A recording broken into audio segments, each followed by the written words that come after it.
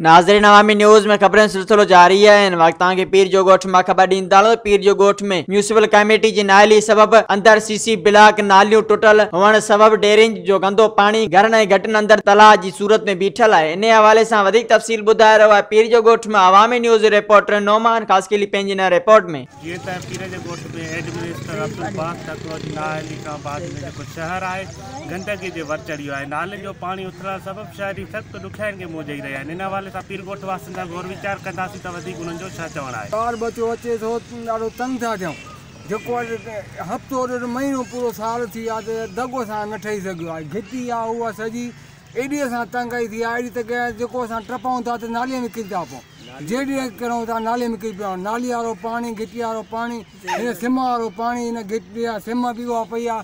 मच्छरनि जो आज़ार आहे, सभिनी जो आज़ार आहे, जेके असां बीमार थी था पऊं।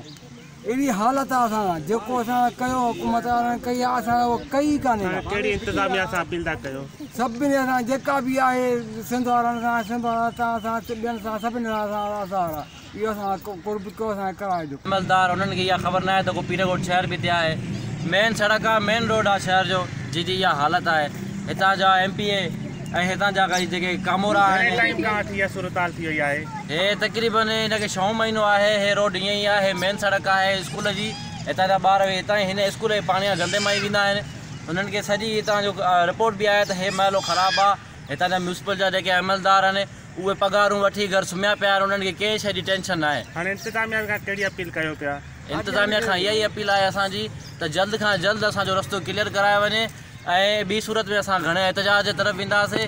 ऐं हितां जा जेके ॿार आहिनि उहे स्कूल नथा वञी सघनि। उन्हनि खे हितां पाणीअ मां गुज़रण जी मुश्किलात पेश थी अची रहे। जी घाटी खजी ईंदी नी, पाणी निकाल थी वेंदो। हे पाणी नथो निकाल थिए, तलाव थी विया आहिनि, घाटी सॼी हलंदी।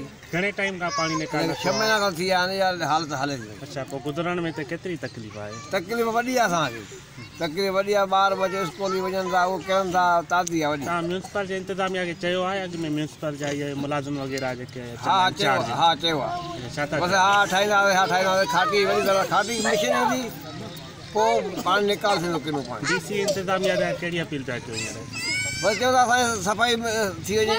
जॾहिं त ज़िम्मेवार शहर जी सफ़ाई लाइ मिलंदड़ किरोड़े रुपया हिसाबती करे गिड़काइण में मसरूफ़ आहिनि।